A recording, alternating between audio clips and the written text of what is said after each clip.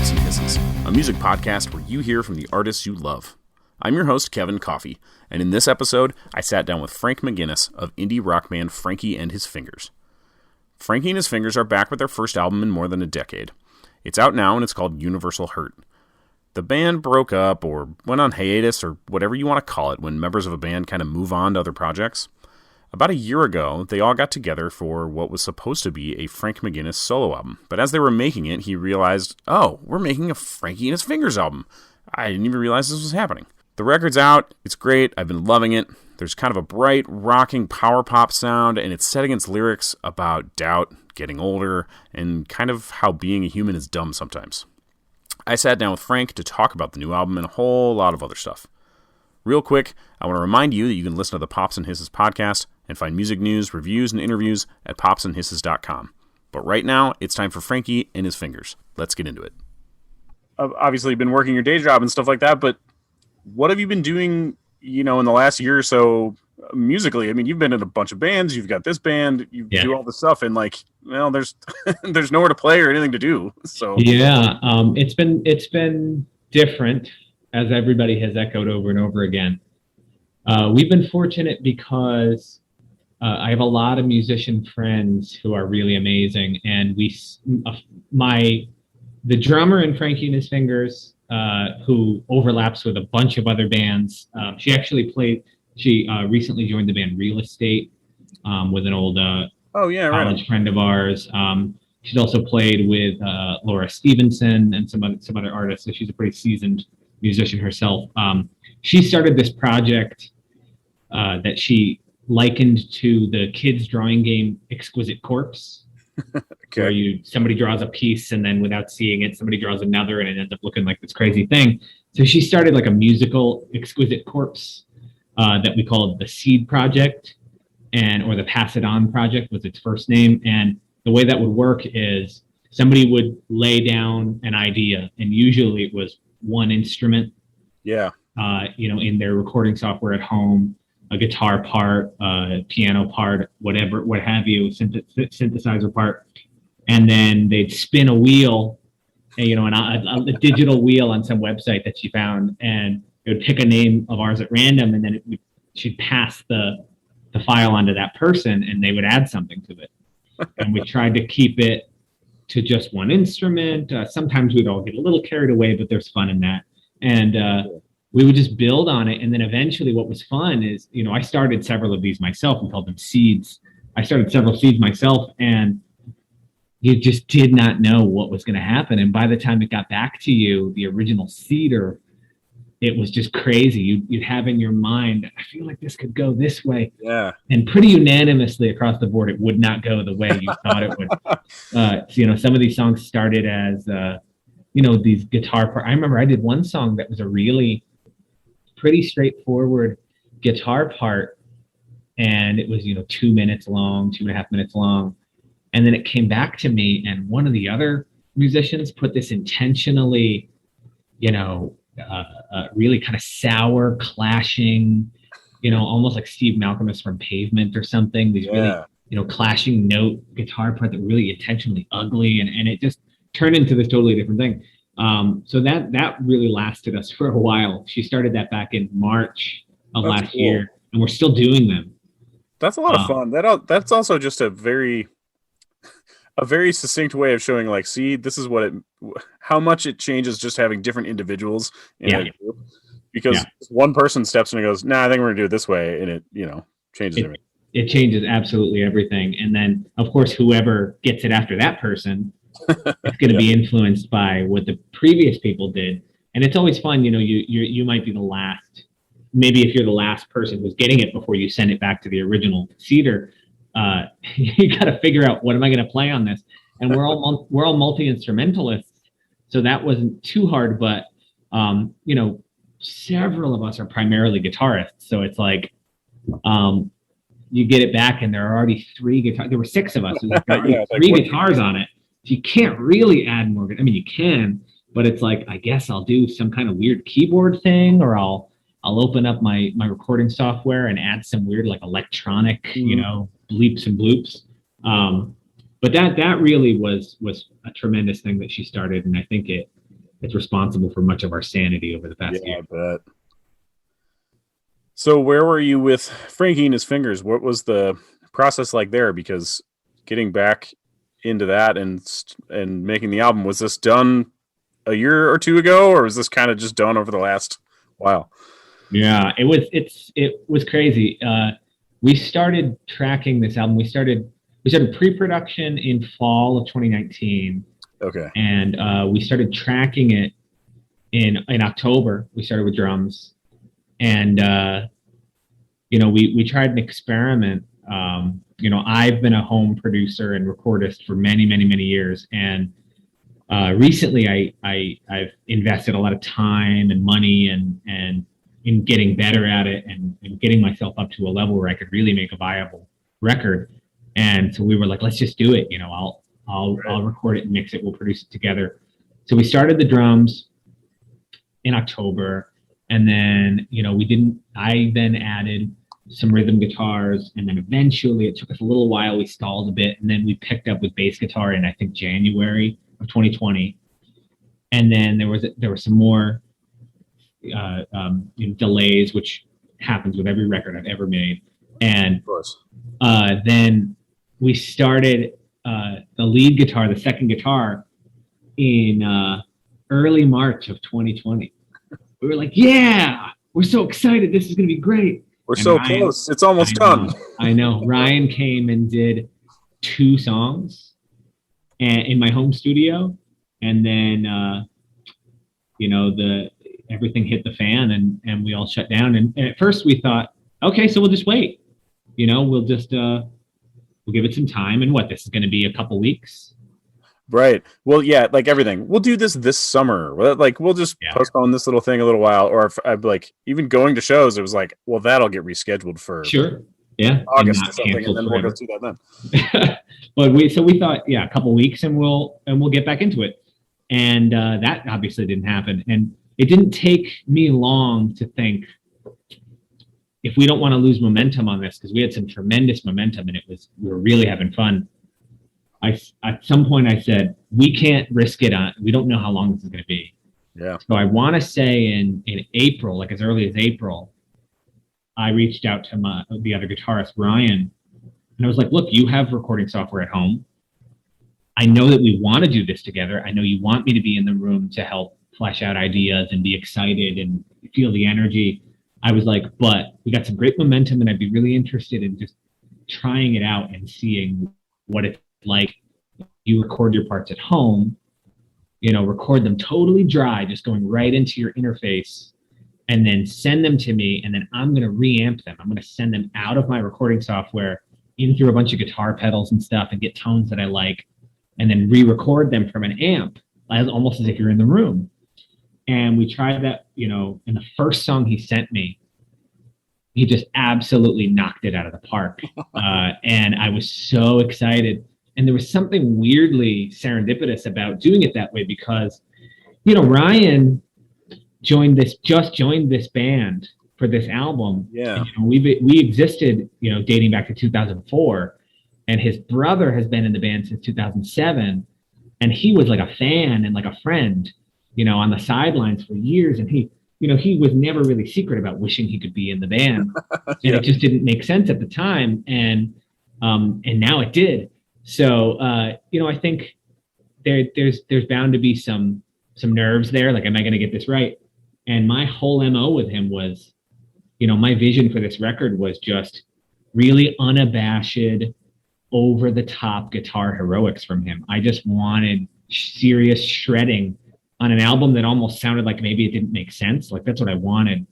And he really he delivered it. And something about him doing it from home, I think he was less inhibited. He wasn't in front of anybody. Yeah. So that worked out really well. And he did all his guitar parts, and I did some keyboard, and we were good. That's really cool. I love hearing that for a few different reasons. Is one, you managed with the technology to basically pull off being a producer in the room without actually being there. Like, it's so clever. I would have never thought of this. Then again, I'm not a producer, so sure. But to run it through a bunch of stuff and then kick it out of an amp and then record that, because then that's like the real thing. Like, that's brilliant. And then the other thing I love is I was listening to the album, and you're right, it doesn't sound like oh, there's going to be a guitar solo around this corner. And then Yeah. there is, and it's pretty awesome. Like, Yeah. I really enjoyed that on the record listening to. Thank you. Yeah, he really hit the mark with that. And I'm super psyched that he did. Yeah. So backing up just a tiny bit, can you tell me a little bit about like how you decided to do another Frankie and His Fingers record? I mean, it was what, 10 years since you guys had really stopped doing stuff? Yeah. I mean, I think I saw somewhere you guys did a few reunion shows or something, but otherwise. Yeah. We did a reunion show. Yeah. We did a reunion show in 2013 in our sort of home area, the Hudson Valley of upstate New York. And that was funny because we didn't know if anybody cared anymore. But we gave it a try because it seemed fun. And I remember we set up, in that afternoon we had load in, and we did like a sound check. We left to go get food, and we came back, and there was a line around the block, and there were people we hadn't seen in 5 years that lived across the country and saw we were doing a reunion show, and they were like, "Well, I guess I know what weekend I'm going to see my parents."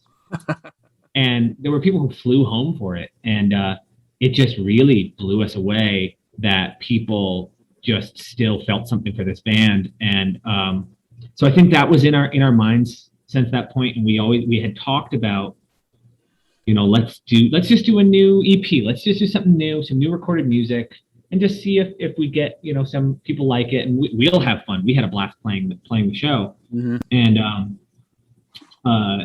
the only reason that we started doing that in 2015, and the only reason it got postponed or sort of we dropped the ball on it, was Sammy, our drummer, was diagnosed with non-Hodgkin's lymphoma. She had cancer.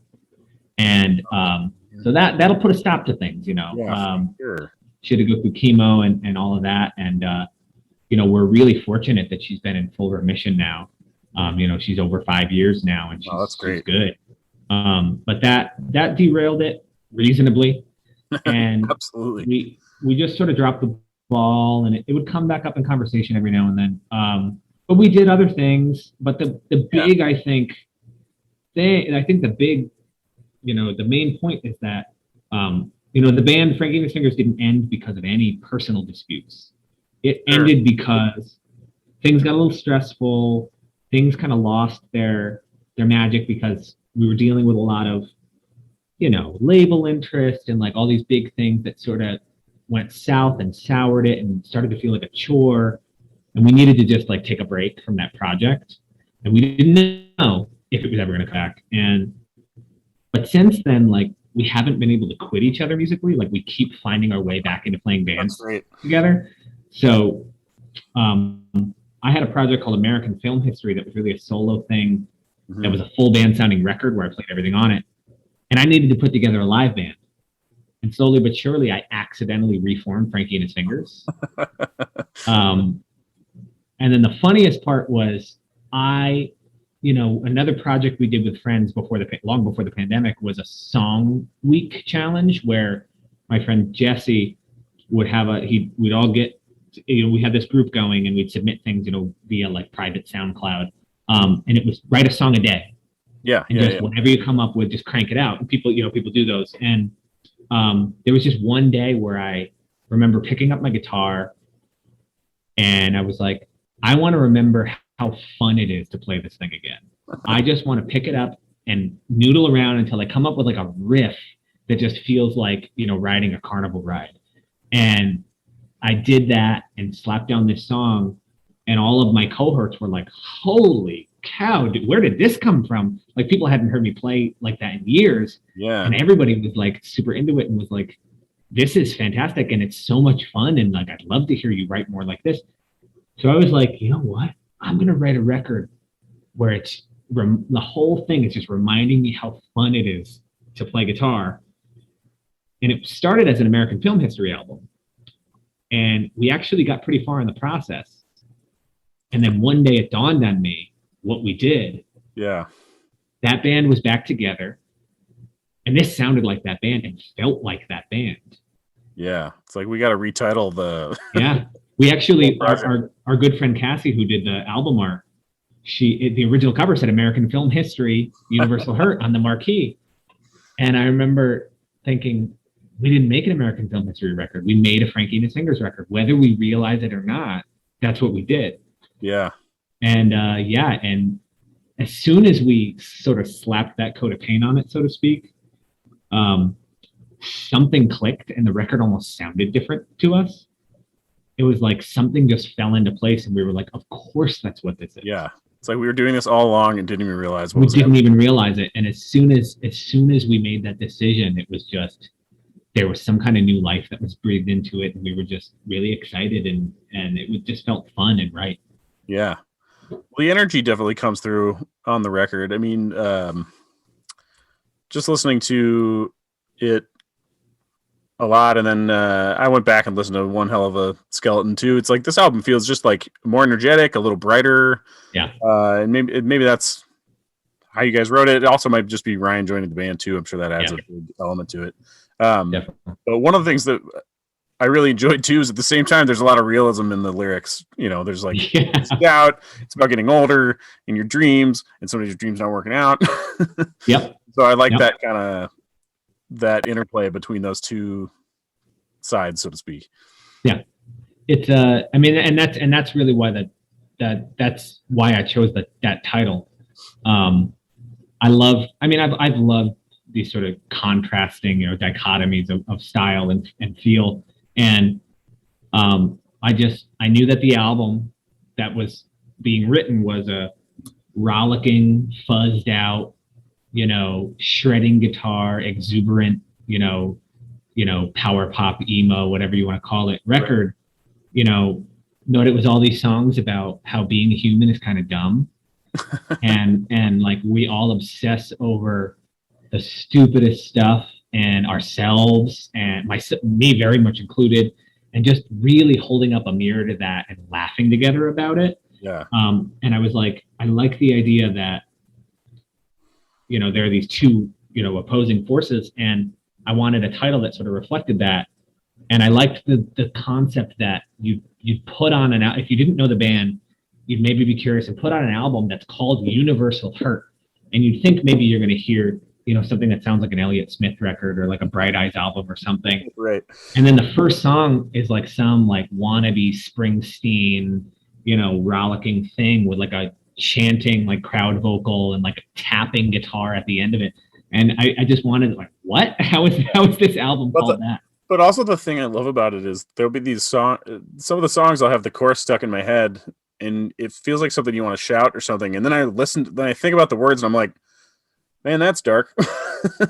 Or I mean, it's just funny. It's like you took an Elliott Smith record and made it really bright and happy. But like one of the lines in Sad to Let You Down Like This that I really love is it's just talking about age and everything else. Like, why do you act like your youth is dead?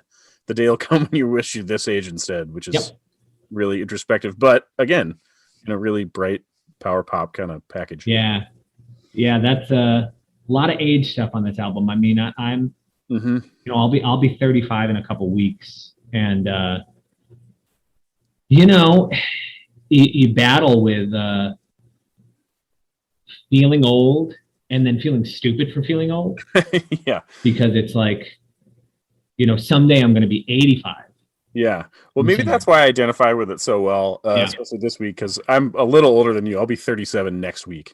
And so I'm listening to it and being like, it's the same exact thing. Like, man, I feel old. Well, really, I don't feel old. I just feel older than I used to feel. Yeah. The other line I wrote down was in To Die Would Be a Great Adventure. It's I might not have transcribed this quite right, but, like, how can it be so hard to, was it spark? Like, I'm still 17? Yeah. Which is just a great line because it's like, I feel like the same person, but I'm not, and I'm a lot older. Where did I lose that?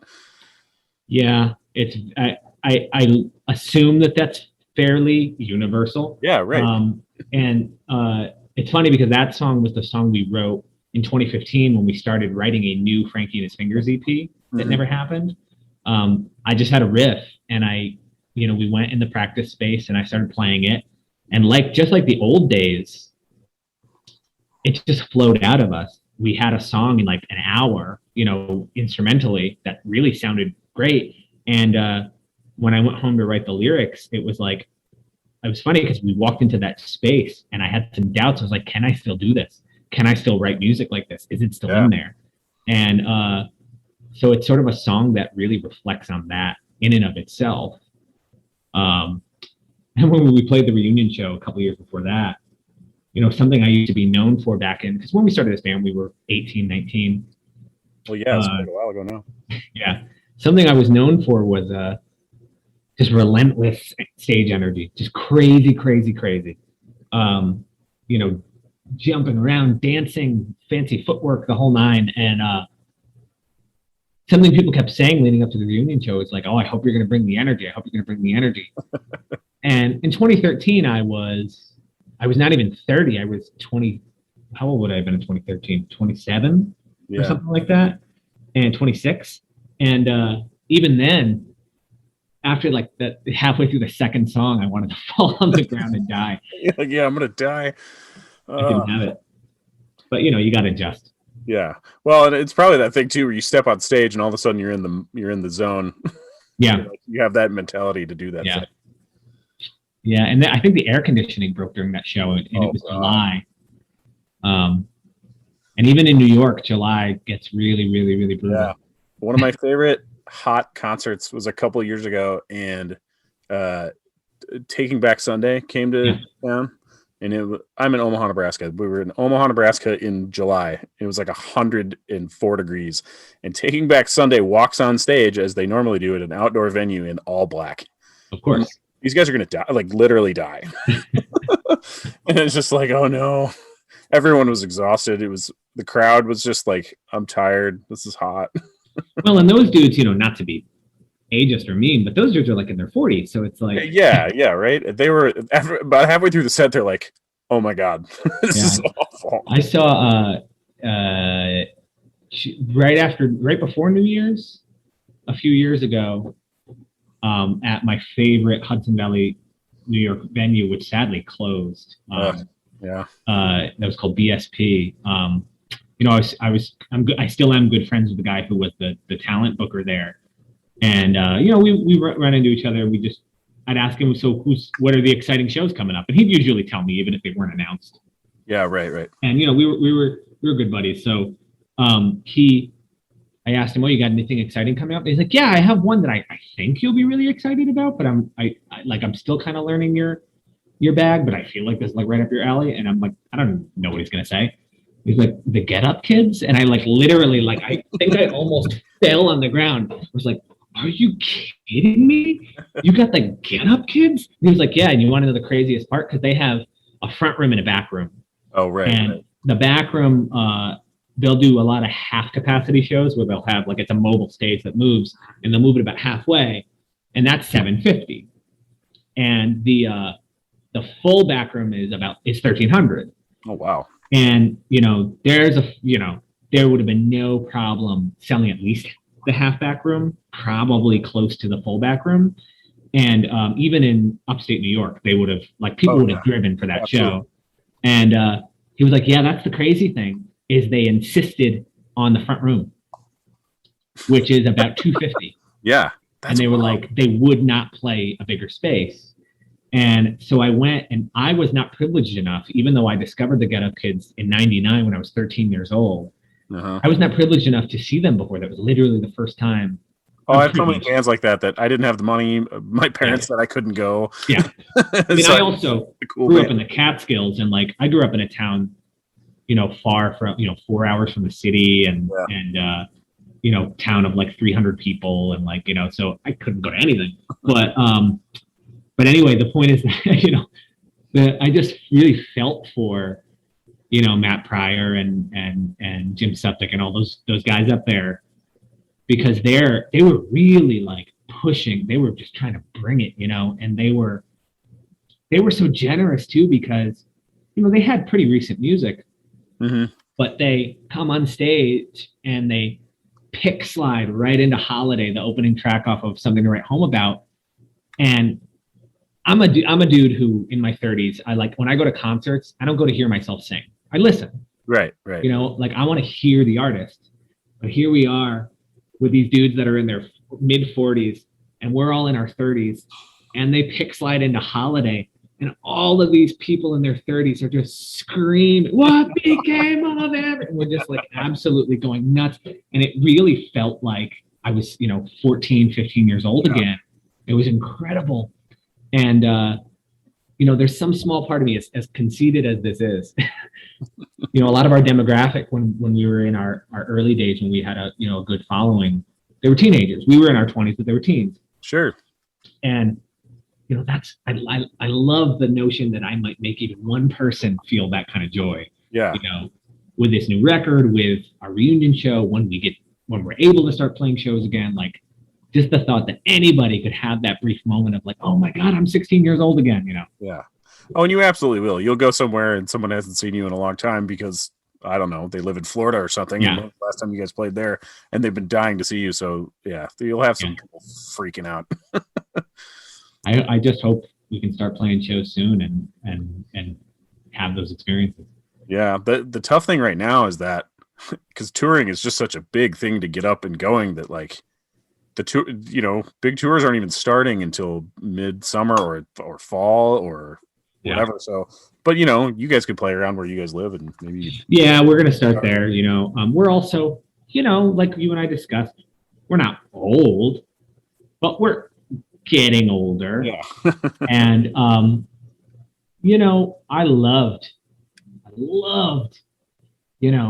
trying to get from Johnson City, Tennessee to New Orleans because you had to be on the radio at 8 a.m. Mm-hmm. So you're like prioritized, like you didn't eat, but you're prioritizing coffee over food because you're trying to make the drive without falling asleep at the wheel. And like in my 20s, that was like the best thing in the universe. It was the adventure. It was like incredible. Now I'm 35. That sounds so awful. Everybody I know in their 30s, it's like, well, we used to all quit our jobs and go tour for 4 months. Yep. Everyone's like, well, we each coordinated our PTO so we can get 2 weeks off together, and we're going to do these dates. Yep. That's what we'll do. It's totally cool, man. Like, yep. People love it wherever you go, and it'll be awesome. It's great. And I mean, we unfortunately never, we never got big enough to do anything other than the kind of touring that involved sleeping on people's floors and totally. So it's not like we long for the days of a tour bus or something. But it'll be nice.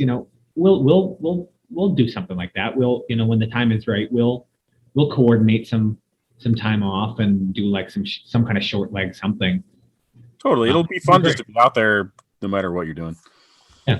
People over the years who have reached out to me and been like, hey, you don't know me, but I live in such and such a state, and I just wanted to show you this thing that I hope you won't think is weird, but I hope you'll think is really cool. And then it's like a tattoo of one of my lyrics, like on their arm. And it's like, I'd love to, this is one I'm thinking of in particular that I think 5 years ago, this person reached out to me. It's like, I'd like to meet that person. I'd like to go play their town and like give them a hug and be like, thank you for giving a darn and listening. It's like, that's not creepy. That's awesome that you love something you made so much that you got it on you forever. It's overwhelming. It's like, I don't know where to put that kind of positivity. It's like, right. Don't know where to store it. Yeah. That's awesome. Well, yeah, I'm really enjoying the record. Hopefully when you guys tour, like I said, I'm in Omaha. Maybe if you make it this far west. I'd like to. We'll have to see what happens. Yeah. I also enjoyed, this is a really kind of a side sort of thing, but I don't know who wrote the band's bio, but I think it's really good. Because I'll pass that along. Please do. I read them all the time, and they're almost always like totally insufferable. I bet. Like, and that's no offense to the wonderful publicists that I know and have worked with for forever, but sometimes they're just not well done or they don't make a lot of sense. But like, I was just reading your guys' and it was really good. And like, it also mentions all these great bands that I like. Yeah. A lot of bands that I really like. And I was it was like, there's no way they sound like all this stuff. That's actually, as I was listening to the record, I was like, okay, I totally get where that reference to that band came from and that reference to that band came from. And I was like, all right, it's legit. Nice. That's great. It worked out well because I think it was a smart move. We got somebody, we're lucky enough to have a friend who's known the band forever, who's been around, since the old days, and he's a writer. He's a little younger than me, but he's currently in grad school. He's a brilliant writer in general, fiction, etc. But he also he has a great resume of writing for everything, usually music related stuff. Oh, wow. Cool. Like he's written a bunch of Bandcamp daily pieces, and he has written he's written for all kinds of music publications. So to have that perfect Venn diagram, a friend who like loves the band and is like psyched to do it, who also is like, has studied writing and also has experience writing, for music. It was kind of like, how would we not ask him to do it?